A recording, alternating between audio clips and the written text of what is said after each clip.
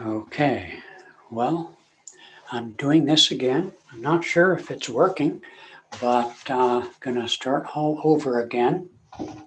My friend Rick texted me to say that I had no audio. Okay, Rick, so I'm starting over. Let's see if that happens, if that helps rather. Okay, Lord, when in darkness, Lord, in confusion, always I'll call thee. Always I'll follow thee. Okay, here we go. Lord, when in darkness, Lord, in confusion, always I'll follow thee. Lord, when in darkness, Lord, in confusion, always I'll follow thee. If I grieve or lose my way, Lord, only thou can comfort me. If I grieve or lose my way, Lord, only thou can comfort me. All I live for is to love thee, my eternal friend. Well, I hope you have audio out there. I'd like to start from a quotation from our weekly Sunday service, Festival of Light ceremony. It goes something like this. And whereas in the past pain and suffering were the coin of man's redemption, for us now the payment has been exchanged for calm acceptance and joy. Having said that, I'm going to read once again from Whispers from Eternity, Paramahansa Yogananda's prayer demand. I want to know, wilt thou be mine? I care not if in the destruction of my desires I must shatter my very self, jostling through sextillions of lives and undergoing again and again the throes of birth and the pangs of death. Okay. Well, I don't know what that, I can't tell what that text says, so I'm just going to continue. I can endure all suffering as long at the end of it I attain my supreme goal, oneness with thy bliss. What care I if I leave behind mangled heaps of my fleshly forms, broken by my struggles to reach thee? I offer all my earthly happiness in exchange for thy joy. I renounce all elusive joys for eternal freedom in thy joy. Thy bliss alone is mine, alone is mine. Oh, tell me clearly that thou wilt surely be mine. I can wait patiently then, 100,000 years, as if there were but a day. Tell me, wilt thou be mine? Well, okay, I'm going to check that text message. I can't tell what it says. Make sure I'm okay. Come on. All right, so here we are. What I'd like to talk about is several references in this jostling through sextillions of lives, throes of birth and pangs of death. Is that any indication of how many lives we have lived already? 3 to 5 million just to acquire the human form, we're told. And endure all suffering as long as I achieve oneness with thy bliss. Well, this is a difficult subject. I quoted from the Festival of Light that the coin of redemption has been exchanged for calm acceptance and joy. Many of us, having grown up in teachings that we've inherited from the Middle Ages, the medieval times, whether in the East or in the West, are well acquainted with suffering, mortification, purification, penance. Padma and I just recently watched the movie Fatima, and the language in that film about the three children who had repeated visions of the Blessed Virgin Mary, who identified herself apparently only as the Lady of the Rosary. In any case, they were encouraged by the Lady of the Rosary to do acts of penance, to pray the Rosary, to endure suffering for the upliftment of other people. We don't talk much about that on the yogic path, at least not as Yogananda expressed it, but it remains a reality. When we discipline ourselves to practice our yoga, to practice meditation with devotion, when we express our beliefs and aspirations through generosity, through the caring and help of other people, these are all acts of piety and penance if you see it that way. Truth is it has been exchanged for joy. It is a joy to meditate, even if we meditate to experience joy.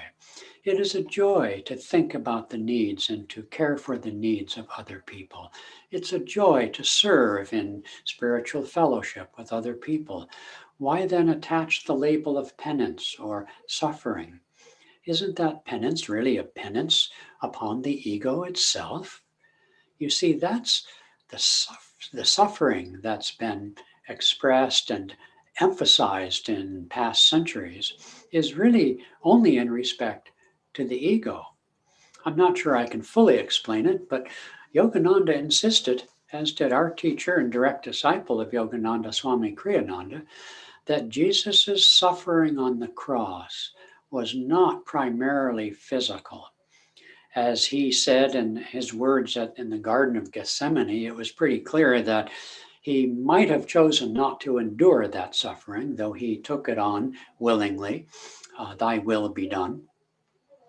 That his suffering was really for the recognition of the impact upon the karma of those who tortured and crucified him, as well as the ignorance of those who didn't receive him or listen but didn't do anything, make any changes in their lives upon hearing his sacred words, his uplifted words. And so suffering, which we've identified with being crucified in the past, or yogis doing penance up in the Himalayas in the snows, or all sorts of things, really is the point of view of the ego. The soul remains ever cheerful, ever joyful, ever centered in God. And to the extent we aspire to reach the soul level, to open up that contact through stillness, through self-offering, through devotion, through self-giving, to that level of consciousness, what descends upon us is the consolation, as Christians used to say, is the comfort, the blessedness, the blissedness of soul joy. As Swami Kriyananda put it, who would have followed Jesus Christ if he was truly a man of sorrows? I mean, like, heck, no, he had to have been a soul of great joy and promise, hope, and charity. And so, nonetheless, as it relates to the ego, where we are most of the time, we do have to discipline ourselves.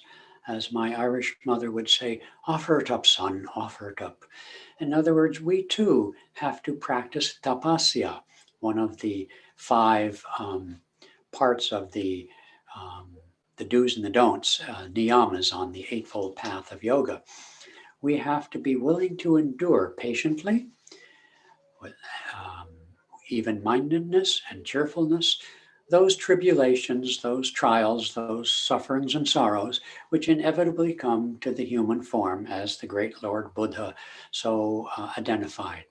All men suffer illness, old age, and death. No one is exempt from disappointments of one sort or another. And so, even though we don't speak much of what we might endure, what our ego might endure in terms of, quote, suffering, it is nonetheless also a truth, a truism indeed, that we must let go of the lesser in order to receive the greater. It's tapasya, which is endurance and so forth, is better looked at in our consciousness and our culture in the way that Swami Kriyananda did, which is as making an investment.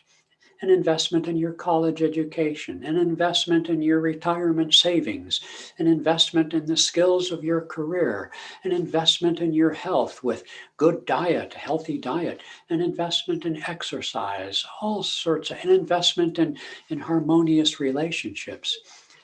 Are those things suffering? If you're a complainer, they are. If you moan and groan about them, they are. But we do all of these investments, quote unquote, willingly, happily, with great expectations. And so we don't want to deny the penance, if you will, that we must be willing to take on. But let us instead, on the path of yoga, emphasize the joy of living for God. That's the deeper message. The endurance, the expectation expressed in this beautiful prayer to man, that no matter how many lifetimes it would take to receive the unending bliss of God, we will do what is necessary.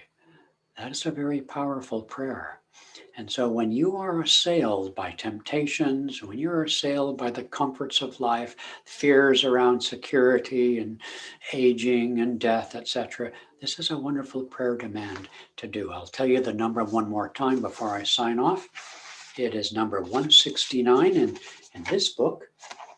I want to know, wilt thou be mine? Okay, folks.